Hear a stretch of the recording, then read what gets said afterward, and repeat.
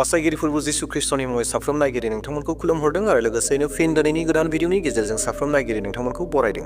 अनजाग्रा प्रियफोर, दिनै नोंथांमोननो मोनसे गोबां दुखुनांथावना रादाबखौ लानानै फैदों, जेराव जाय ख्रिस्टियान सुबुंफोरा गिर्जा खालामदोंमोन, मोनसे आर'जनि फारिलाइ लादोंमोन, बेयावनो गोबां दुथांफोरा थांनानै गोबां गाज्रियै खामानि मावहैदों, एरनानै हैदों, पुलिसनो लागायनानै होदों जे बे जायगायाव धोरोम सोलायहोनायनि मोनसे फारिलाइ जादों, मोनसे प्रग्राम जादों होननानै गासै फारिलाइखौ सिफायनानै होदों आरो लोगोसेयैनो पास्टरजों लोगोसे आरो व्यक्तिखौ हमदों। येस अनजाग्रा प्रियफोर, नोंथांमोना बेबायदि रादाब लानानै फैदों। नोंथांमोना बे रादाबखौ बे भिजुवेल भिडिअ क्लिपनि गेजेरजों नायदो।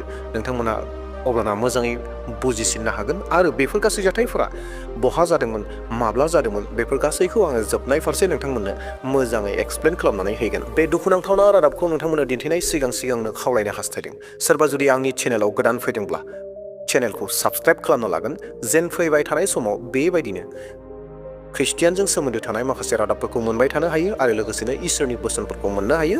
बेनि थाखाय नोंथाङा चेनेलखौ साबस्क्राइब खालामना लादो आरो लोगोसे मोनसे लाइक होनानै गालां। नोंथांनि लाइक होनाया आंखौ गोदान गोदान भिडिअ लाबोनो थाखाय गोबां थुलुंगा होयो आरो लोगोसे भिडिअखौ शेयार खालामनो दाबाव। दे अब्ला अनजाग्रा प्रियफोर, नोंथांमोननो जि रादाबनि बिसय आं बुंगासिनो दङ, जेराव ख्रिस्टियान सुबुंफोरखौ थारना खालामदों, ख्रिस्टियान सुबुंफोरनि जि गिर्जा जिरायनाय आर'जनि प्रग्राम खालामनाय बेखौ सिफायनानै होदों, पास्टरखौ हमदों आरो लोगोसे सुबुंफोरखौ हमदों, बे गासै वीडियो क्लिपखौ नोंथांमोननो दिन्थिनोसै, नायदो। रायगढ़ में धर्मांतरण को लेकर बवाल ये है कि कबीर चौक इलाके की बात करें तो यहाँ पर हंगामा हो गया। धर्मांतरण की शिकायत पर हंगामा हुआ है। मकान में प्रार्थना सभा चल रही थी। एक पास्टर समेत 2 लोगों को पुलिस ने यहाँ पर हिरासत में लिया है। पास्टर को भी हिरासत में लिया है और इसमें 2 लोग हिरासत में लिए हैं। प्रार्थना सभा में 100 से अधिक महिलाएं थी। हिंदू संगठन भी मौके पर है। जूट मिल थाना क्षेत्र की यह घटना बताई जा रही है। कबीर चौक गांधीनगर इलाके में हंगामा हुआ है। अविनाश पाठक इस वक्त हमारे साथ जुड़े हुए हैं।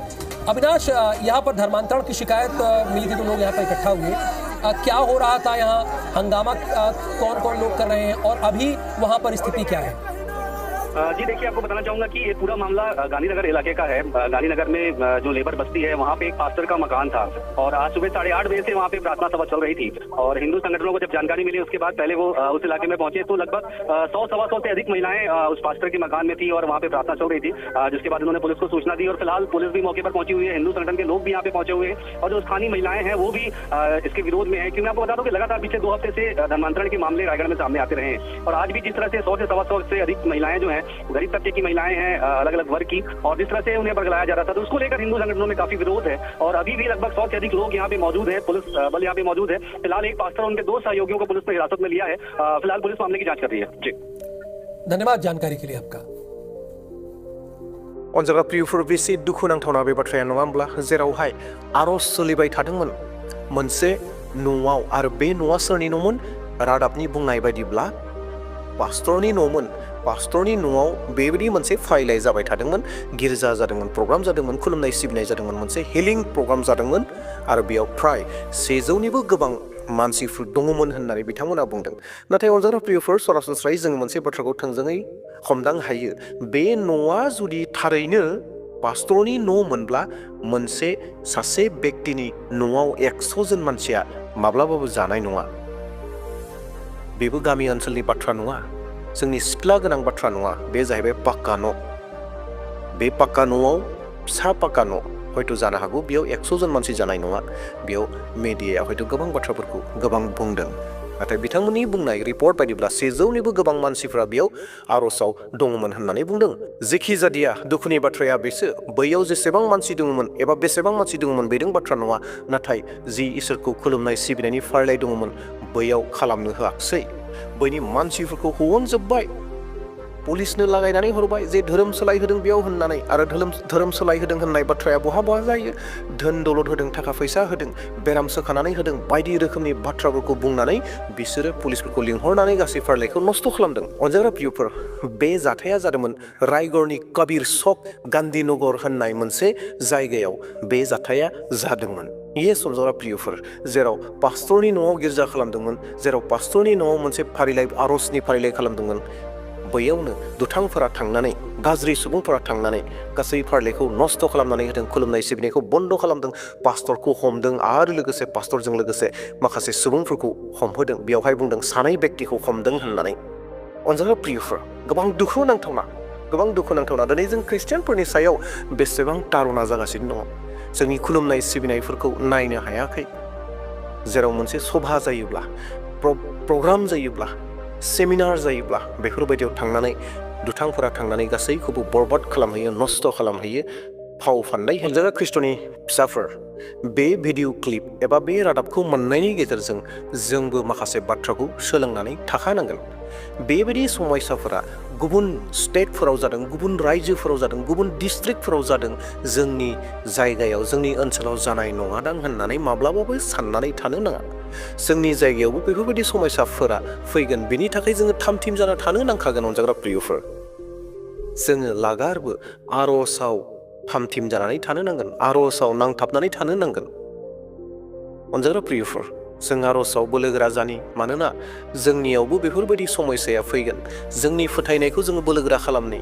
जोंनि फोथायनाया जुदि बोलोगोरा नङाब्ला जोङो बायफ्लेलांगोन। दा बेयावहाय जोंनि फोथायनायखौ जोङो बोलोगोरा खालामनि। जेसेबांखि समयसा फैया मानो, जेंना फैया मानो, जों जेन इसोरखौ खुलुमबाय थानो हागोन, सिबिबाय थानो हागोन, जोङो बिनि थाखाय थानांगोन। अनजाग्रा प्रियफोर, जोबनायाव खावलायनो हास्थायदों, नोंथांमोना भिडिअ क्लिपखौ नायबाय, बाथ्राफोरखौ बुजिबाय, हमदां हाबाय मा जागासिनो दङ। बेजों लोगोसे प्रियफोर, आर'जआव बोलोगोरा जा, आर'ज खालाम। नोंथांनि पार्सनेल जिउआव साफ्रोमबो पास्टरनि थाखाय आर'ज खालामगोन। जोङो बुहुमनि गोबां पास्टरनि मुंफोरखौ जों मोनथिया, 1% जों मोनथिनाय नङा। अब्लाबो नोंथाङा आर'ज खालामगोन जेन इसोरा बिसोरखौ सहाय होयो इसोरनि खामानि मावनो थाखाय। मानोना इसोरा बयखौबो मोनथिगौ। साफ्रोमबो इभान्जेलिस्ट मिशनारिसफोरनि थाखाय आर'ज खालामगोन जेन बिथांमोना मेंग्लिया जासे, गिया जासे इसोरनि खामानिखौ फोसावनायाव गोहोगोरा जानानै फोसावबाय थानो हागोन, मावलांबाय थानो हागोन। बिनि थाखाय नोंथांनि पार्सनेल जिउआव, पार्सनेल आर'जनि समाव नोंथाङा गोसोखांनो दाबाव, नोंथाङा आर'ज खालामथारदो जेन बै इसोरनि खामानि मावबाय थाग्रा व्यक्तिफ्रा बोलो मोनो। बिनि थाखाय आर'ज खालाम। अनजाग्रा प्रियफोर, नोंथांमोननो आङो सानफ्रोमबो गोबां रोखोमनि रादाबफोरखौ लानानै फैदों, जेराव गोबां तारुनाफोरा सोलिगासिनो दङ। बेखौ नोंथांमोननो दिन्थिबाय थायो। दिन्थिनायनि गेजेरजों, नोंथांमोना नुनायनि गेजेरजों नोंथांमोनाबो जेन बोलोगोरा जायो, जों जेन बोलोगोरा जायो, आर'जआव बोलोगोरा जायो, आरो जों जेन गुबुनखौ सहाय होयो आर'जनि गेजेरजों। जों जेन बै नुहैफेरै, थांफेरनो मोनै जायगाफोराव जायफोरा खामानि मावबाय थादों, बिथांमोन मिशनारिफोर, पास्टरफोर, ख्रिस्टियान सुबुंफोरा जायफोरा खामानि मावबाय थादों, बिथांमोना जेन बोलो मोनो, बेनि थाखाय जों आर'ज खालामनो नांगोन। अनजाग्रा प्रियफोर, दिनै जों केबल भिडिअ नायनायल' नङा, भिडिअ मोनथिनानैल' जोङो सिरि थायोब्ला जानाय नङा। आमुगाव बेबायदि जादोंनो, बै जायगायाव बेबायदि जादोंनो, बै जायगायाव बेबायदि जादोंनो, बैयाव ख्रिस्टियाननि न' सावदोंनो, बैयाव गिर्जा न' सावदोंनो, बैयाव ख्रिस्टियानखौ सिथारदोंनो, बैयाव ख्रिस्टियान सिख्लाफोरखौ जिनाहारि खालामदोंनो, आइजोखौ जिनाहारि खालामदोंनो, पास्टर मिशनारिफोरखौ सिथारदोंनो।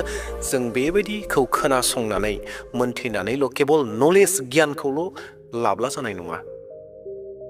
जों बेफोरखौ नायनायनि गेजेरजों जोङो मदद होनो नांगोन। आर'जनि गेजेरजों जों जिसु ख्रिस्ट'नो मोनथिहोनो नांगोन। जोङो जारिमिनखौ बोदलानानै नायोब्ला जोङो नुनो मोनो, बाइबेलावनो गोबां रोखोमनि तारुना होग्रा सुबुंफोर दङमोन, जायनि गिबि मुङाव लिस्टआव गोग्लैयो पल। जाय पलआ गोबां ख्रिस्टियानफोरखौ सेरखाय बेरखाय खालामदोंमोन, गोबां जिसु ख्रिस्ट'नि थिनहरजानायफोरखौ सेरखाय बेरखाय खालामदोंमोन, जिसु ख्रिस्ट'नि सेलाफोरखौ सेरखाय बेरखाय खालामदोंमोन। आनखि स्टेफानखौ पलआ सिथारनो थाखाय आदेश बिथोन होदोंमोन। बे पल, येस, बे पल। आरो बे पलनि थाखाय जिसु ख्रिस्ट'जों सायख'जानाय थिनहरजानायफोरा आर'ज खालामदों पलनि थाखाय, मण्डलिफोरा। आरो बै समाव पलआ दामास्कासाव थांबाय थानाय समाव जिसु ख्रिस्ट'जों इनकाउन्टार जादों, जिसु ख्रिस्ट'जों मोगा मोगि जादों। आरो जिसु ख्रिस्ट'आ पलखौ नाजावदों, आरो पलनि गेजेरजों गोबां मण्डलिफोरखौ गायसनदों जिसु ख्रिस्ट'आ। अनजाग्रा प्रियफोर, दिनै बुहुमाव, जोंनि भारतआव जिसु ख्रिस्ट'खौ नायनो बाग्राया गोबां दं। जिसु ख्रिस्ट'नि मुं खोनायोब्ला खुदै मुजुग्रा गोबां दं। ख्रिस्टियान होननानै सोदोब खोनायोब्ला मुगैयो, बुथारनो गोसो जायो, सिथारनो गोसो जायो, थोर थोर मावो, खुदै मुजुलांनो गोसो जायो, सोबालांनो गोसो जायो। बेबायदि सुबुंफोर दङ, नास्तिकफोर दङ, इसोरखौ फोथायै सुबुंफोर दङ, गोबां रोखोमनि मानसिफोर दङ। जिसु ख्रीष्टआ बैसोर मानसिफोरखौ नाजावथों, जिसु ख्रीष्टआ बैसोर बेक्तिफोरखौ लाथों, जेरै पलखौ लादोंमोन, पलखौ लादोंमोन। आरो जेब्ला जोङो जारिमिनफोरखौ नायबावगोन, जों नुनो मोनबावगोन गोबांनि सायख'फोरखौ जेब्ला जों खोनागोन, जिबनफोरखौ जों खोनागौ, विटनेसफोरखौ जेब्ला खोनासंगोन, जों मोनथिगोन आङो सिखावमोन, गुन्दामोन, डाकाइटमोन, ख्रिस्टियानखौ सिथारग्रामोन, बेफोरबायदि गोबां सुबुंफोरा सायख' होयो। गोबां विटनेस होयो। दिनै बेबायदिनो नोंथांमोननि आरजनि गेजेरजों, जोंनि आरजनि गेजेरजों जायफोरा ख्रिस्टियानखौ तारना होदों, जायफोर पास्टरफोरखौ हमहोदों, नंखाय दायनिगिरि खालामनानै, नंखाय दायाव खोख्लैनानै हमहोदों, बैसोर बायदि सुबुंफोरखौ जिसु ख्रीष्टआ नाजावथों। बेनि थाखाय जों आरजआव बोलोगोरा जानि। अनजाग्रा प्रियफोर, नोंथांमोना बे भिडिअखौ नायनायनि गेजेरजों केबल गियानल' दाला, नाथाय साफ्रोमबो मिसनारिनि थाखाय, साफ्रोमबो पास्टरनि थाखाय, साफ्रोमबो ख्रिस्टियान सुबुंफोरनि थाखाय जायफोरा पारसिकिउसन मोनदों आरो लोगोसे जायफोरा खामानि मावबाय थादों, बिथांमोननि थाखाय आरजआव थादो, आरज खालामबाय थादो। दे अब्ला प्रियफोर, दिनैनि भिडिअखौ बेसेयावनो दोनथ'नोसै। फैबाय थानाय समाव बेबायदिनो गोदान रादाब, गोदान इसोरनि बोसोन लानानै फैगोन। दिनैनि थाखाय बेसेनोसै। Thank you.